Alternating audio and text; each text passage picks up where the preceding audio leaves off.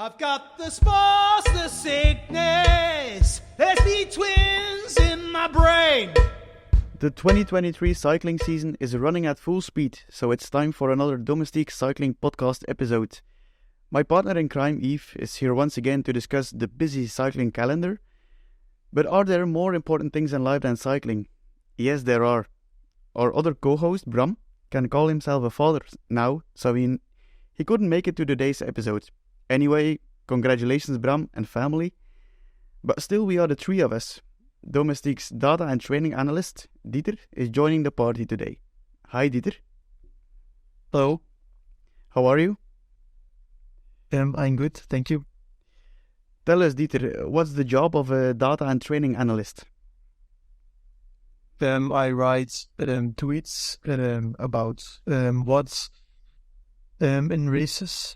If a climber has done good watts per kilo, or a sprinter has done a good sprint, I write a tweet about it. Sometimes about training, but mostly about races. And I'm also busy with a project about Victor Kampenaerts to the Omloop Nieuwsblad at the moment. So that's also a very interesting project. All right, we've got a lot of races to talk about, so let's get started. Today there was a Jaén Paraíso Interior, a Spanish race. It's like Strade Bianche in Spain. And yeah, we had a big name at the start there, Tadej Pogačar. And guess what? We saw once again a phenomenal performance from day one. Yeah, it was just Strade Bianche 2.0.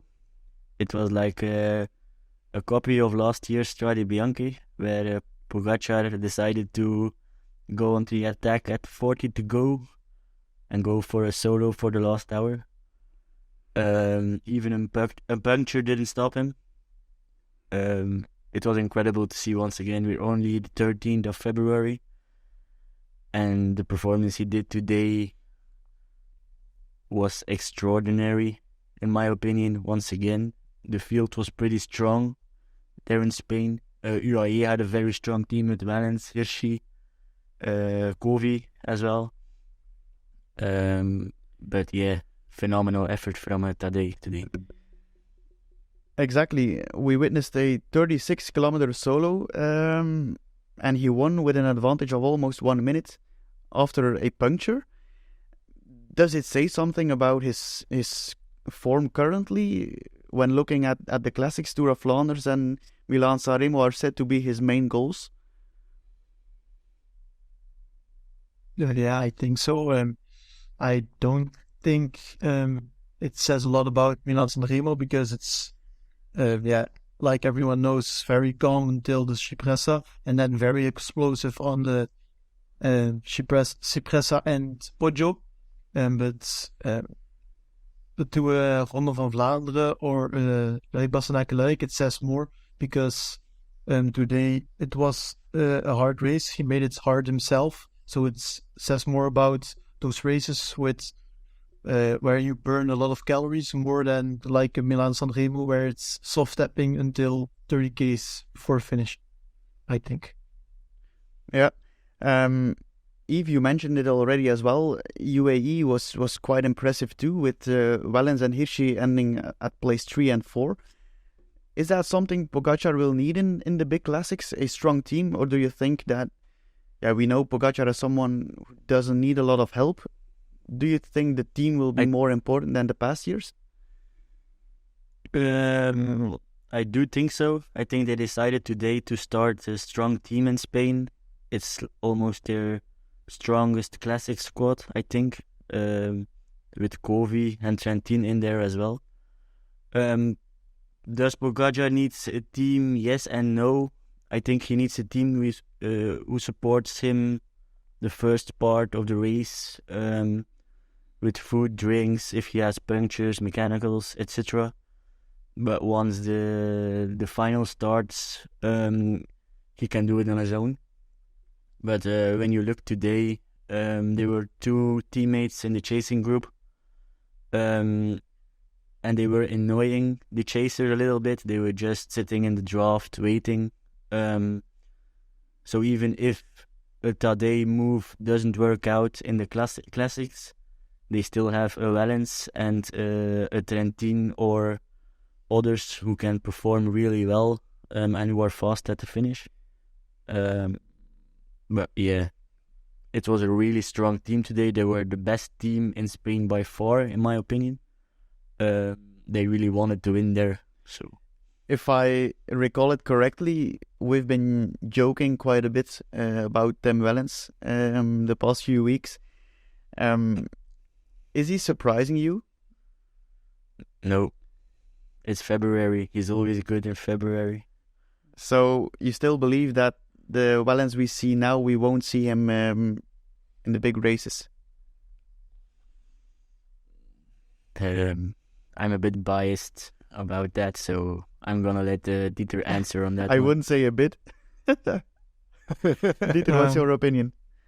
Wellens is training a lot more zone 2 with UAE, so that's to create more volume and a bigger base, so he doesn't peak in February, like Yves said. We also see that he didn't peak that hard in February like it does other years. He had the perfect weather for him in Mallorca. Rain, cold, he didn't perform there. He also crashed, but not that hard. So I think UAE will get him in good form until the end of the classics, more than he was at Omloop. There's one more name we should talk about. Ben Turner. He's on fire lately. He won Vuelta de Murcia, and today he was second. Is that a surprise for you guys too, or do you see that coming? I don't think it's a surprise when we saw his season last year, where he had a breakthrough with several good results.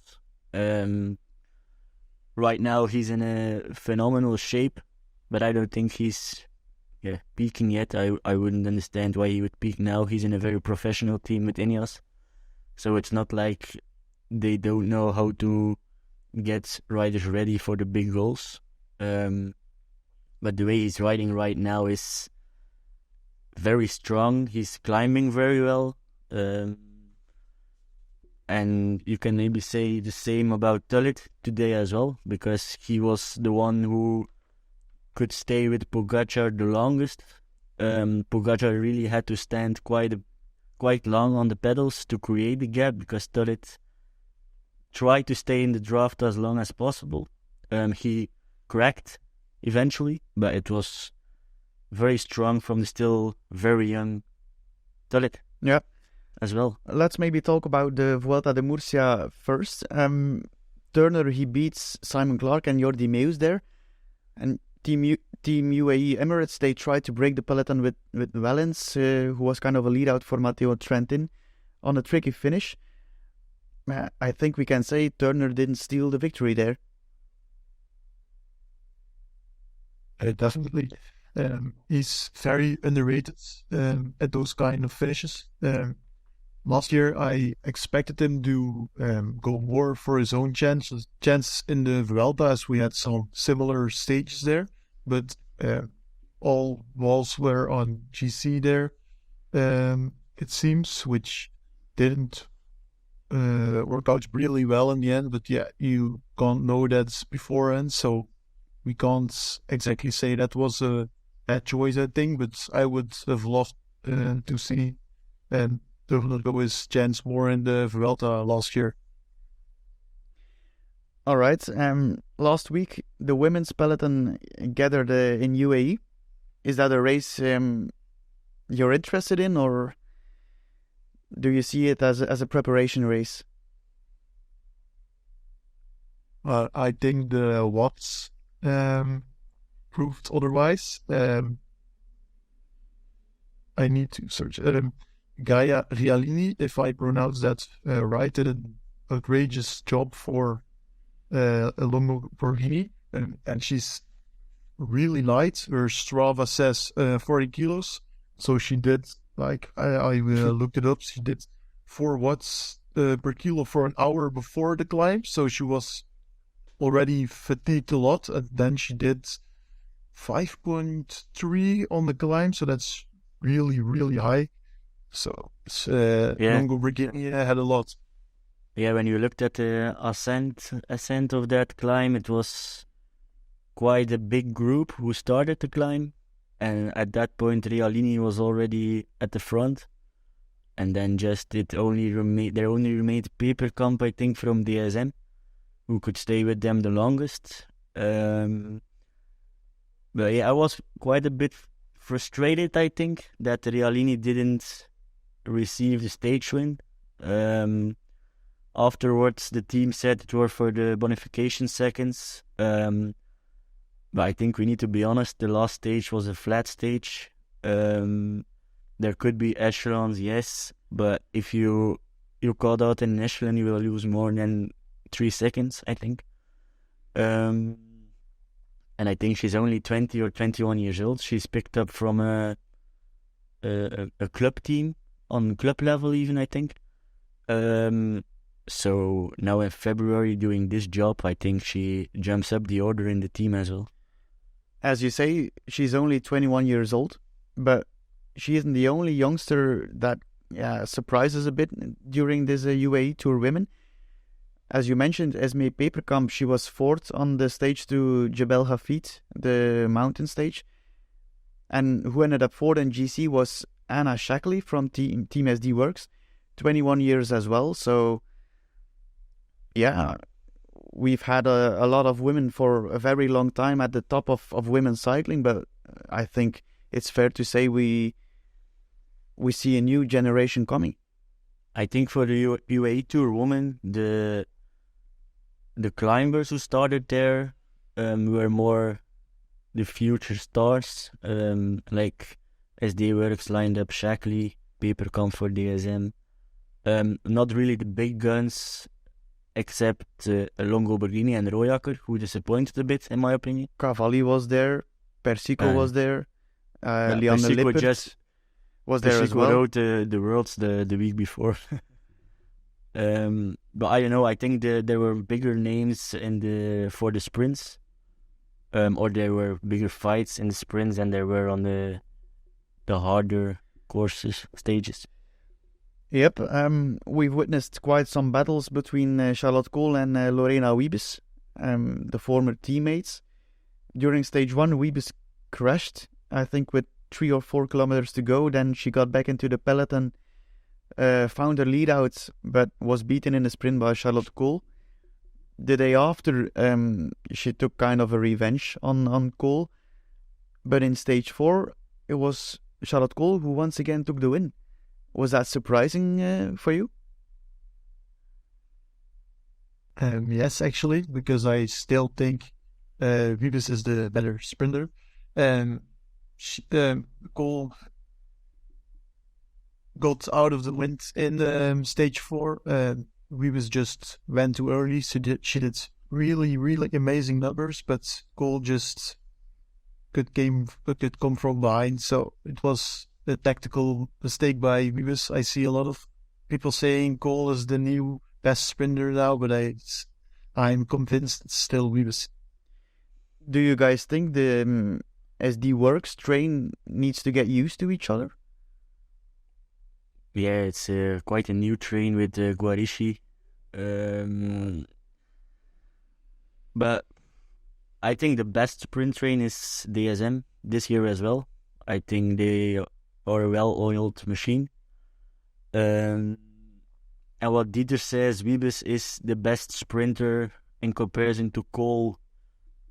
Yes, but I think Kool will win a few battles against Wiebes head-to-head because she has the train, and it's important as well to have a good strategy, like the way Wiebes lost the last stage in UAE. She didn't do it really smart there. She went too early, I think. And yeah, I love Kool and I love the head-to-heads. Do you guys think that the number of victories between the two will be close to each other at the end of the season, or do you still think that Wiebes is too strong to beat? I think it will be closer than expected. Closer than expected, explain. Kool has proven to be really fast, and yeah, I don't know. She has won twice now. Wiebes won, yes. Wiebes crashed in the first stage and didn't play it very smart in the last one. But yeah, Kool has some interesting dynamic, I think. She's used to the train. Pfeiffer is her lead out, and she's doing a very good job as well. She even was on the podium in the first stage, I think, or in And the second the second stage. one, I think. I don't know. I think the sprint train is better for Kool. And when you have a good sprint train, you can push a little bit less watts to still win a race. When talking about sprinting, I think we should mention it was a good race for UAE Team ADQ as well, with Chiara Consoni. She finished third, fifth, and second. Can she be a threat to those two, or do you think that Wiebes and Kool are on another level? I think Wiebes and Kool are still on another level, and she got second in the fourth stage, partly due to Wiebes launching way too early. But still a good job from Consoni, obviously. The UAE team, obviously has more than Consoni as well. We have Marta Bastianelli in the team too. She was, I think, during stage 2, part of the first echelon, and I can remember her shouting to her teammates who were back in echelon 2, "Come on, ladies, keep fighting, keep fighting." I think it's fair to say that she's more than a road captain at this point. Yeah, she is, but I think she ends her career in July. So she's just it's a very young team, UAE. They brought a lot of Volcar ladies in the team. And I think it's just sharing as much knowledge as possible, trying to get the best out of everyone, and just make everyone stronger. Yves, you already mentioned Silvia Persico. She was third in GC 1 week or 10 days after the World Championships cyclocross. How impressive is that performance? It's impressive, but I have my doubts about her schedule. It's only February, and now, she didn't race a lot in cyclocross, I think. A couple of races and then the Worlds, but it's like only 1 week later you're in the UAE fighting for a general classification win. I don't think it's very smart. We're only February, and it's like... Are you afraid she will experience the same as Tom Pidcock did last year? Yeah, it might be, but I don't know what her big target is. Is it Giro, Tour, Vuelta? I don't know, to be honest. Well, but I remember us having the discussion a few episodes earlier if Persico could become a GC rider. Do you think this performance proves that she's stronger than last year? Stronger than last year? I don't know if you can say that, because her Giro, I think, or her Tour, she finished on the podium as well, or fourth. She was very strong in Tour de France Femmes, I can't say a lot, I think, about her. But you say it's only February and she's already that good, but you can also say it's only February and she's already good. But do you know what I mean? I think she's too good for February. I think her schedule is too busy and too packed in a short amount of days that your body needs rest. I think Dieter can say that I'm right. Your body needs rest. It needs the efforts, but it always needs to rest as well. And I think if you ride Hoorheden on Saturday. You only have a couple of days to recover and you need to get the plane to UAE. I think you're already there on Wednesday or I don't know, Tuesday maybe. Yeah, I don't know. I have my doubts. We also had to talk about the team FDG Suez with Marta Cavalli. Yeah, that team was terrible when it came to echelons. They missed opportunity after opportunity. Yeah, that's also why Cavalli didn't get to really play the GC. So yeah, just a pity. I expect a lot of. Yeah, it's a bold day, but I expect a lot of great things from Cavalli, and I really thought it was horrible that she crashed that hard last year in the Tour. Otherwise, we would have seen a lot of great things from her also in the Tour. So pity. But I think what we witness now in the UAE Tour Women, that must be a horrific thought when it comes to a Grand Tour. Like, there can be echelons in Tour de France Femme as well one day. You never know. The team needs to be ready. Yeah, Pogačar almost lost his first tour due to echelons, so he just barely made it back to Roglic in the last TT with a bit of luck because it was a bad TT for Roglic. So you see, you need to also be ready for echelons. Yes. One final point about UAE Tour Women. It's a special one for Yves. I'll just drop the name. Agnieszka Skalniak-Sojka. Explain it to us. The intermediate queen of the UAE Tour Women. Yeah, I don't know. She impressed me those days. She was very active. She was several times in the first split and echelons. I even thought one day she would try to go for the general classification. Because, to be honest, I didn't know her really well before this season. Actually, I still don't. What type of rider is she? Last year she won some 0.2 time trials, so nothing really impressive. She won the Lotto Belgium Tour as well last year. I think she has potential. She's 25 years old, older than I thought. Yeah, I don't know. She surprised me. That's it. Yeah, after what you saw in this race, in which races can we expect her, in your opinion? If you survive echelons in the Emirates, you can survive echelons in Gent-Wevelgem, for example. So I think she will be a part of the classic squad, but a domestique for Shadi, for sure. I was waiting for that answer. All right, let's move on.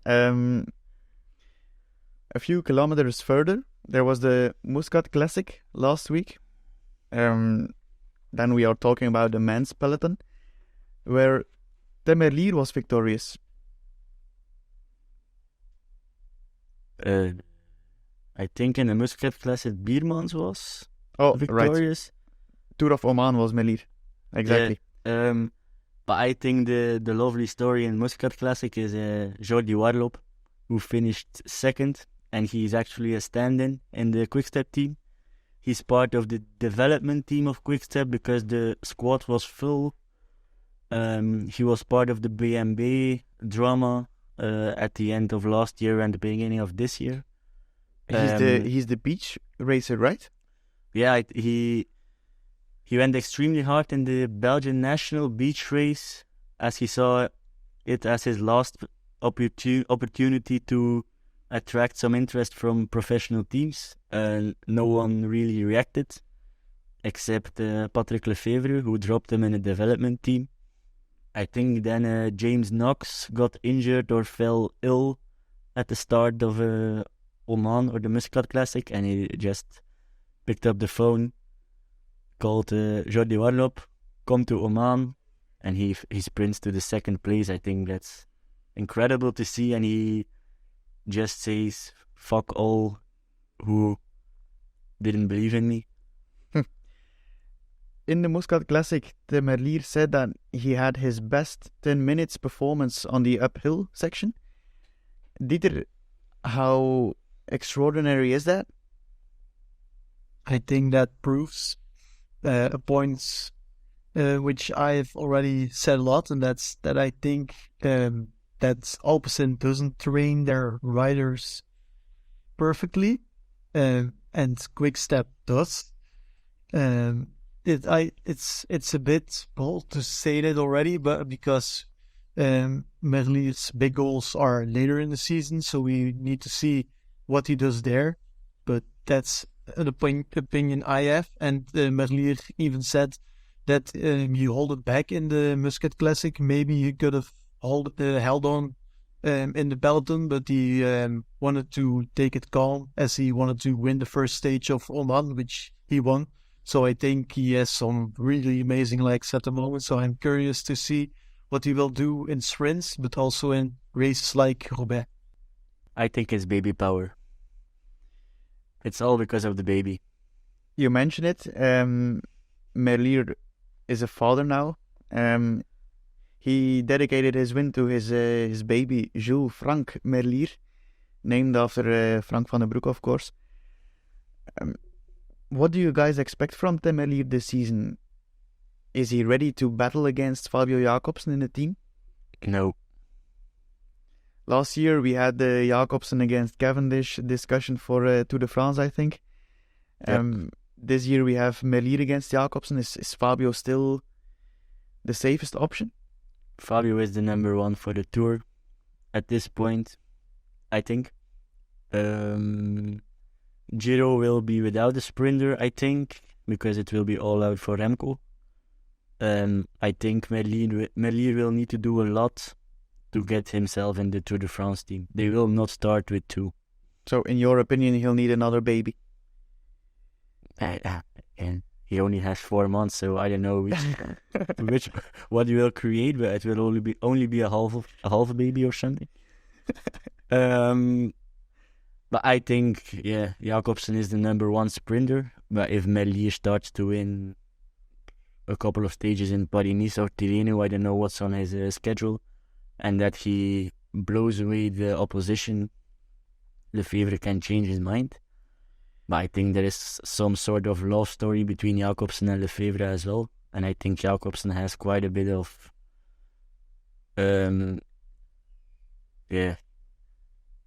I think Lefevre is more in favor of Jacobsen at this point, although he wanted to sign Merlier.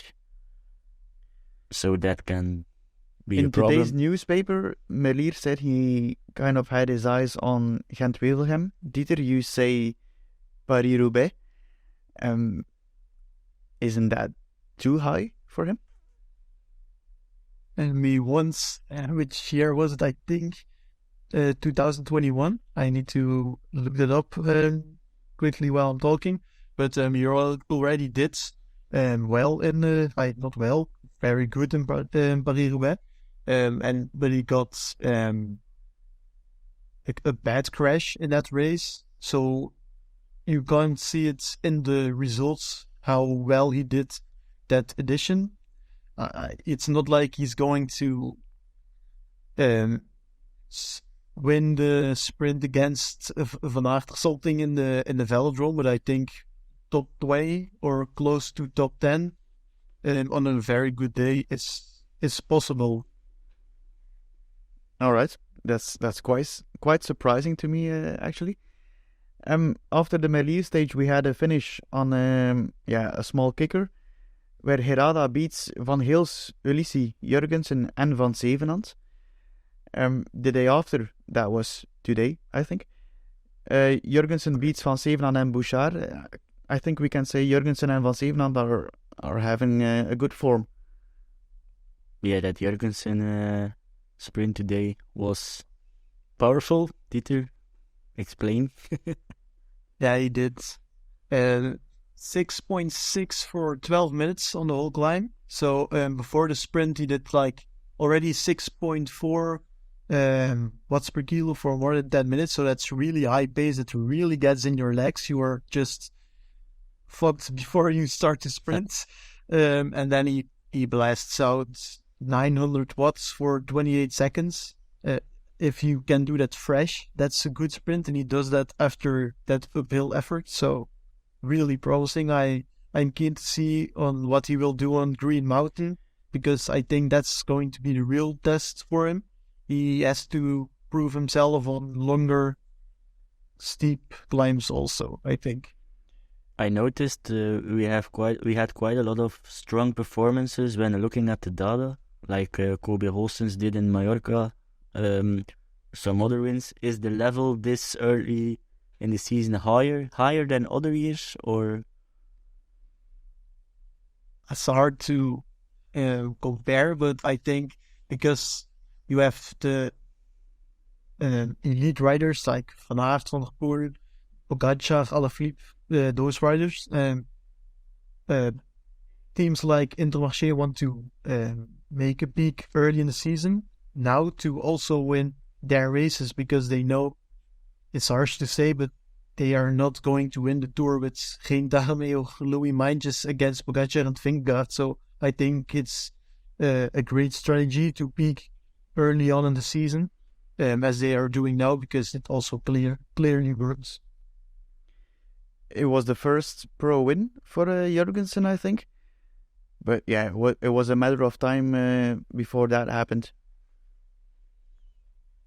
I think if I recall correctly, he was the one who crashed in the Hugo Hoel to the France stage. Yeah, right? He did. I can't forget about that one. Next on the list is the Figueira Champions Classic. I think that was a race in Portugal. Merlier won in Oman. Another transfer of Quickstep, Casper Pedersen. He took the win there before Rune Gergots, and you had some data about Rune as well, I think, Dieter. Yeah, it's all about data today.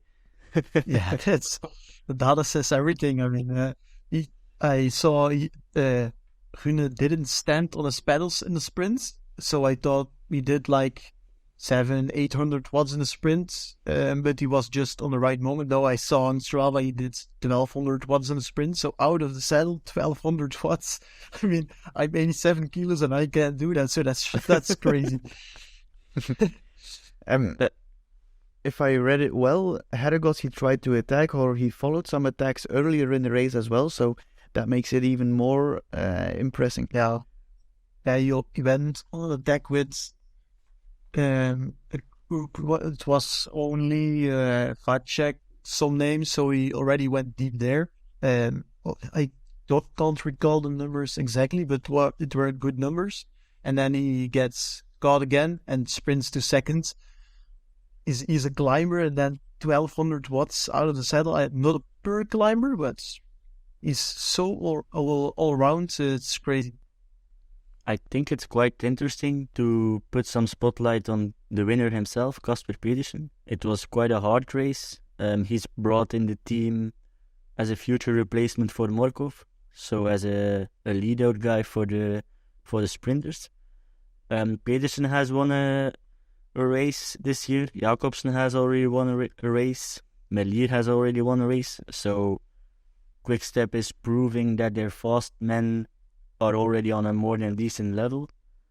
Do you think Pedersen will have the chance to go for his own luck more often now that he wins this race, or will it be more as a domestique?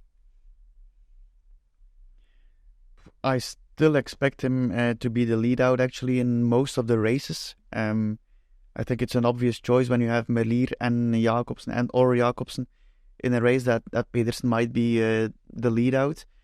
But as you see, when one of those two isn't there, it's a good thought that you still have Pedersen, who is able to go for his own. So I think it's more than an extra option you have in the team than an extra sprinter. Do you put him on the level of Vernon or even below Vernon then?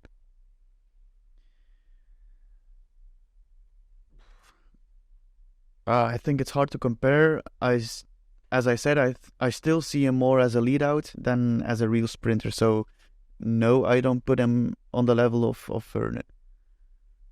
And you Pearson, it's not only a lead-out, I think. I think he also has great potential in the classics. And I also loved how he got dropped, but he made it back to the group solo. It was over my dead body mentality, one chance, and he got dropped, but he gets back and still takes it.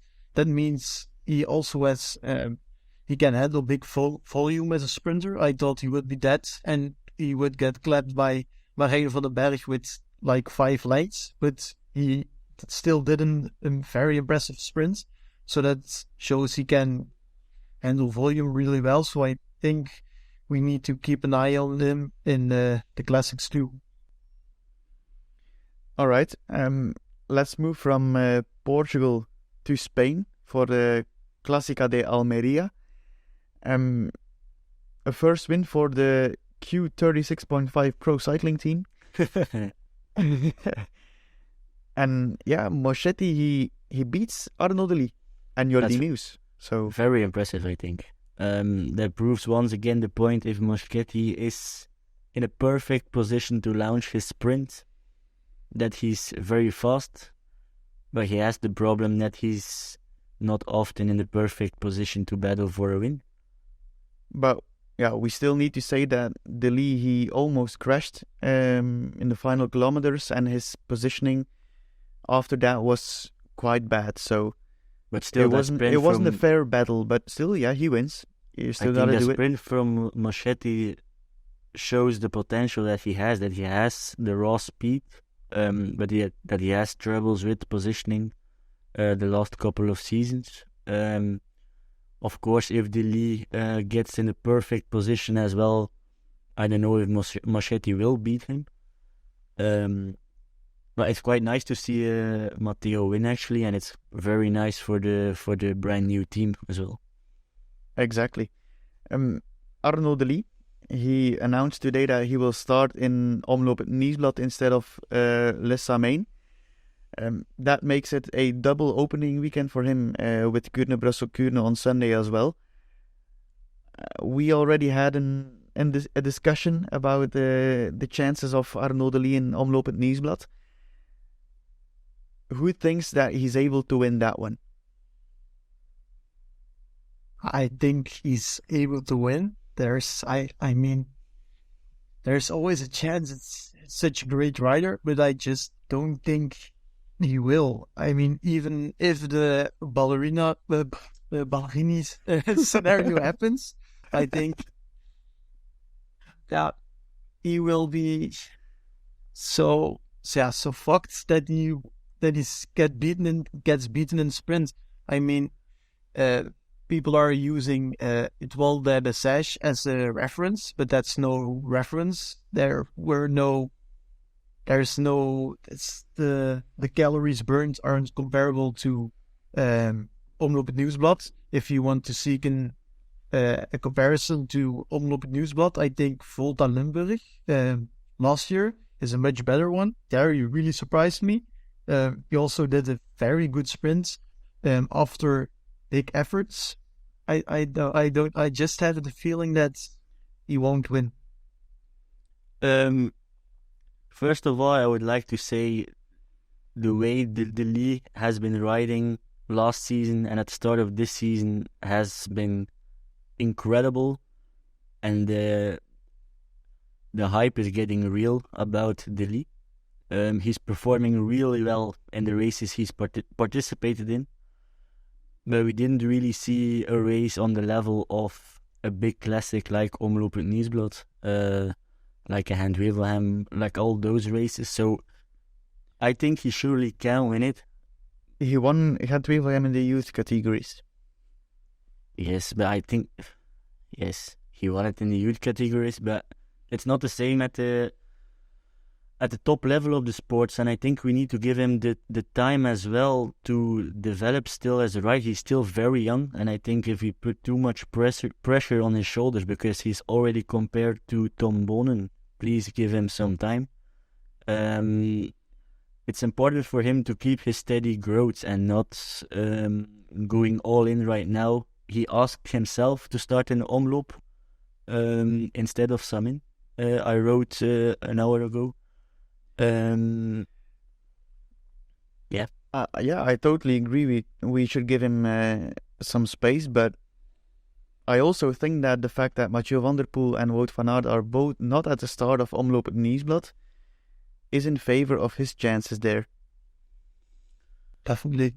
But I think we also don't need to forget, last year he did good in the Volta Limburg, as I said, but he still got dropped in both Kuurne and Gent-Wevelgem, and Omloop is like even 5 steps above that.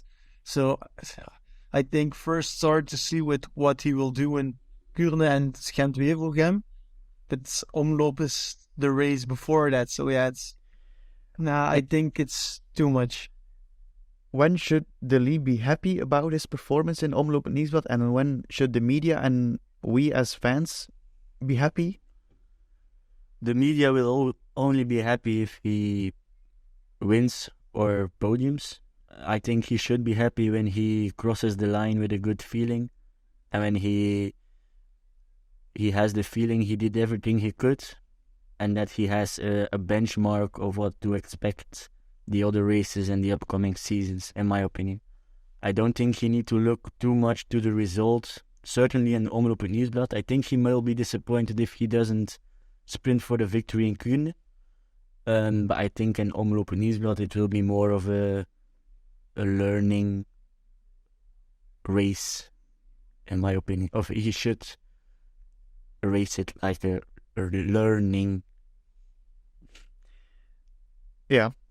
But That's still, I'm gonna be honest, I think he'll battle for the win. He's not gonna. You need to put him in his Porsche Wheeling manager then. 8 million.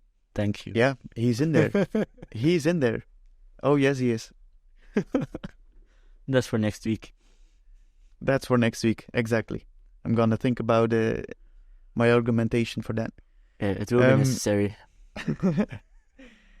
Yeah, Yves, I'll cheer you up. Let's talk about the European Track Championships. That's something you like to talk about, obviously. Yeah, but people Ghana did an amazing job in the team pursuit, I think, with the Italian squads. Yeah, and the silver for Shadi was the highlight for Grenchen for me. I saw that race, and it was like the first half she was quite easy, and she didn't really participate in the sprints, in the point sprints. But then she woke up and she rode towards silver. I think it was a really strong effort. Certainly, it is only 6 weeks ago since she broke her collarbone. Exactly. And then on Sunday she ended the championship with a 4th place, just shy of the medals, together with Kopecky. So I think she is happy about her European championships. She said in the newspaper that I think this week she's going to a Spanish stage race. Yeah, Movement Ratio starts there as well. So I think that's the perfect preparation for the opening weekend. We all know what she's gonna win this season, so. Yeah, but we should see it as a learning race, a learning process, Yves. No, that was last year. Now she's gonna start winning. I think she really needs to have the ambition to win. Yeah, but she potential, has. that's clear.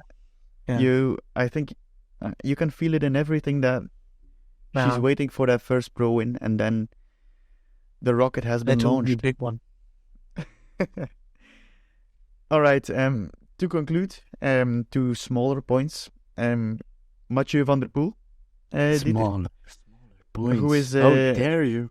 Who is on the wall behind you? I think he's racing the Idris Saxo Bank Classic. So we'll see another battle against Wout van Aert in Harelbeke. Yes. I'd expected some enthusiasm now, but I was thinking about who I think will win E3. That's what I was a bit dead. I think if Van der Poel starts in another race, it's gonna be a spectacle once again. Wout is starting, Van der Poel is starting, I think Alaphilippe is starting, and Asgreen as well. So I think it will be the big fight before they go to the Tour of Flanders. I don't know if Pogačar goes to E3. I don't think so. Nope. Only Dwars door Vlaanderen. Dwars door Vlaanderen and Tour of Flanders, yes. So yeah, I think it's very nice to see for the cycling fans that Van der Poel adds E3 to his schedule. The final point on my sheet, Ecuador has a new national champion, Richie Carapaz. Yeah, it was, I think, a little bit expected. I think there were two Cepedas on the podium. I actually don't know if they are family or not. But yeah, it was expected that he would win the road race. He didn't participate in the time trial, I think, or I didn't see him in the results. It was Caicedo who took the victory there, so it's 2 times education first. When talking about education first, I have an interesting question for you guys. Oh. Domestique participates in the cycling statistics prediction game.